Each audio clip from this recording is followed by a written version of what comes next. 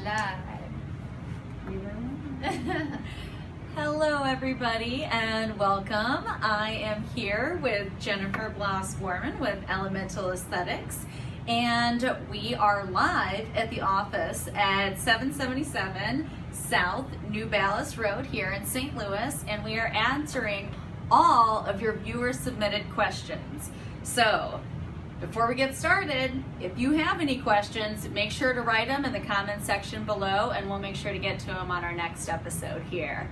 So without further ado, thank you for joining us today, Jennifer, in your beautiful salon. Oh, well, thank you. So we went ahead and we've been asking clients, friends, family, even viewers on our Facebook, Instagram, and Twitter pages, what are the top questions that you have? We've asked questions from people in their 20s all the way up to their 70s, and we're gonna do a little rapid fire on Jennifer here. I've already warned her that this is gonna be fast, and we're just gonna go through them. So if you'd like us to elaborate on anything, again, make sure to let us know so that we can go nice and deep on it for you.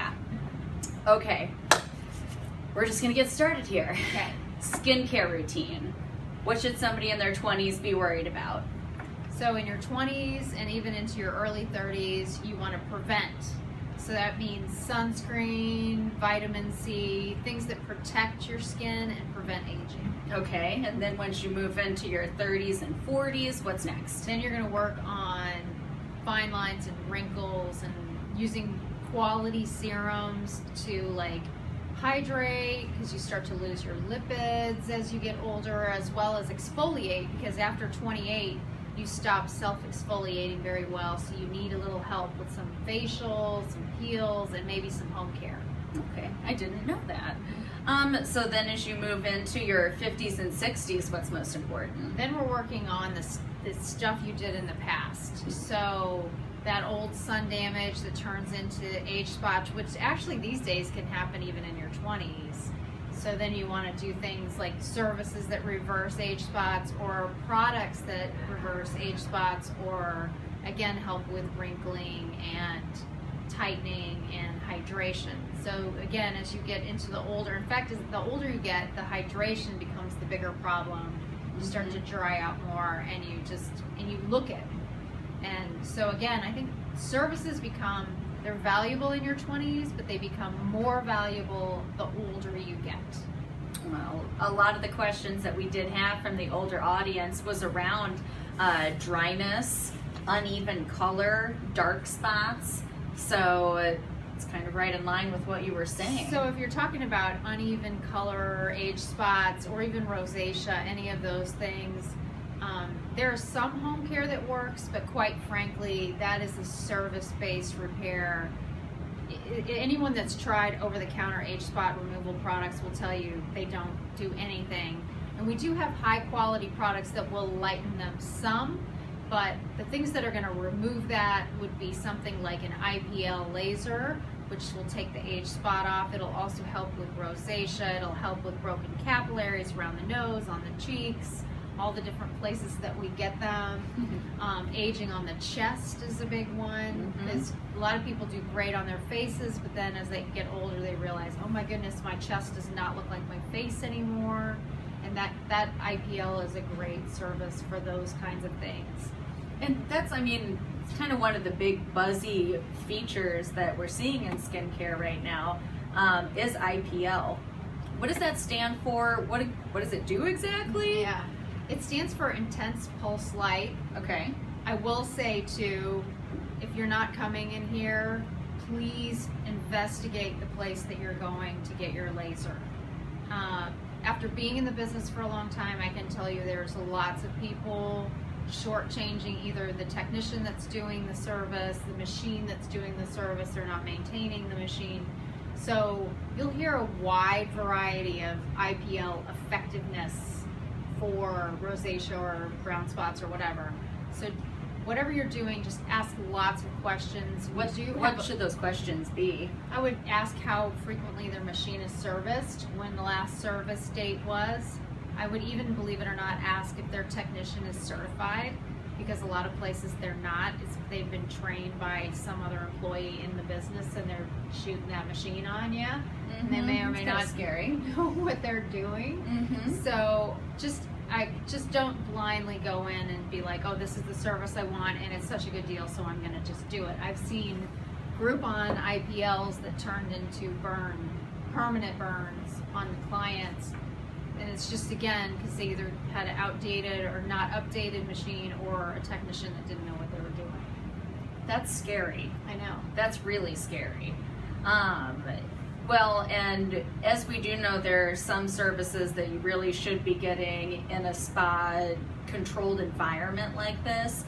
And then there are some some products, I would say, and even some services now that people are doing at home.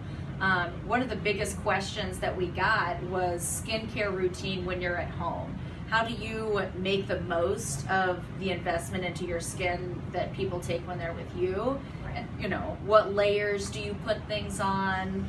You know, do you have any thoughts on that? Right, so even if you're not buying products here, if you're buying products wherever, like there's a couple of little key pieces that would make it easy for you. You should always apply products from the thinnest product to the thickest product. It just helps with penetration. If you put a big old thick sunscreen under your thin vitamin C serum, it's probably not going to get in as well. So just look at how thick it is in your hands and make that decision to layer it that way. It's a great tip. Yeah, it's pretty easy. Yeah, and sunscreen, that was another big question. It's getting into winter now. We're here at the end of October.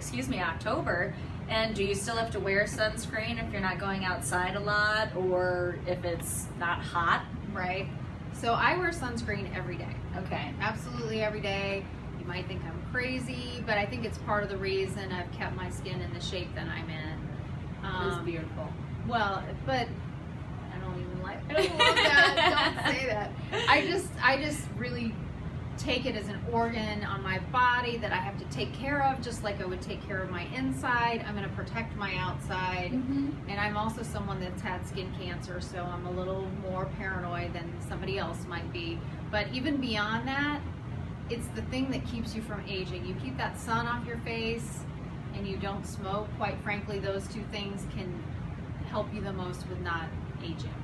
No sun and no smoking, people. All right, well, we're going to move into a few of the other questions here. We're going to talk about something some people might think is a little embarrassing, but women of all ages have it. Hair on the upper lip. Yeah. What do you do? Is hair removal permanent? Can you shave it? Okay. What do you do? So there's a couple of techniques. It depends if your hair has color in it or if it's blonde.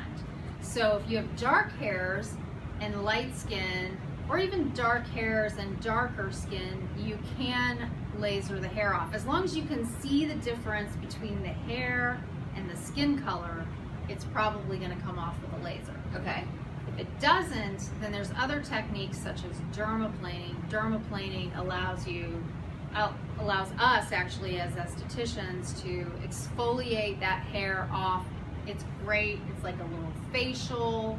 You know, it exfoliates the skin. We put a nice mask on you. It's inexpensive. It's a great way to get the hair off your face. That was another question because you've got fine hair on there, Right. And it looks fuzzy, but you don't want to. Right. You know, And despite what everybody says, when you shave, it does not make your hair grow back darker. Even if you look at the Mayo Clinic, they've done studies that it shows that doesn't have any negative effect on your hair growth. Does the things that make your hair grow darker or more come from the inside of your body? Okay, that would make sense. So, but then As hair comes from the inside of your body, so. There's also some products that allow you to do some self-care with that. And you know, if you look around, there's quite a few options. Did we have a question, Stacy? We do. Jackie has asked what you would suggest for her skin the day before her wedding. The question is about the day before a wedding or maybe another big type of event. And I know that's how we met, so. Yeah, that's right. So I would say clearly, I would get a service. There's home care that could be helpful, but I think getting the right facial pre-wedding can make you look amazing, make your makeup go on better. The dermaplaning is actually quite nice to have your makeup lay really beautifully on your skin. And that's a simple $55, at least here it's $55 treatment that can really affect how you look for your wedding. Or you can step it up to other options. Like we have the Oxygeneo facial, which is fabulous for events and weddings. It just plumps everything up and feeds the skin and just makes you look absolutely beautiful. And that can be customized, can it? Yes, it has we build your serums for that treatment specifically for your skin. So we put in what you need to feed your skin for that facial. Yeah. Thanks for the question, Jackie. We appreciate it. A little bit more about that, the personalized feature. I had originally asked her, what should somebody in their 20s do? And you can't answer that because everybody's skincare is so different. And you were sharing that was the real value in some of the service in coming into an environment like this. Right. If you find someone that you trust, be it if you're here in town or you're elsewhere, you're watching us, that's the key. Find someone that knows your skin, stay with them, create a relationship. That really can make a huge, you can start to tweak that regimen, that home care, as things are changing and as your body's changing, your skin is changing. Even the climate is changing. Did we have another question? No. Sorry. So here's a question. How often should somebody see an esthetician? So the skin cycles, meaning your base cell works its way up to the top of your skin about every 6 weeks. Okay. So typically we see someone approximately every 6 weeks. I always say even if you can work out every other 6 weeks, meaning once a season, you come and get a treatment, that would be great, and you can get lots of bang out of that result. Some people with more acne issues or more severe issues have to come more frequently, and we see them every 4 weeks, or it just sort of depends on what's going on. Or some people like lighter treatments closer together versus bigger treatments further apart. So it all kind of depends on time availability, budget, and I think that was one thing that I really appreciated was kind of being able to come here more regularly saved me from having to do some of those bigger services. So again, it went back to having somebody who knew my skin, my lifestyle, and can speak to me honestly about that and give me the best recommendations. So I've had a great experience here. I think everybody should come down and check out Jennifer and her staff. It's a beautiful salon here. They've got all sorts of little goodies all the time. So again, we're here at 777 South New Ballas Road in St. Louis. You can find Jennifer on Facebook.com/Elemental Aesthetics, Instagram, Twitter, just about any social network, and she's got a fabulous blog too, so make sure you read that.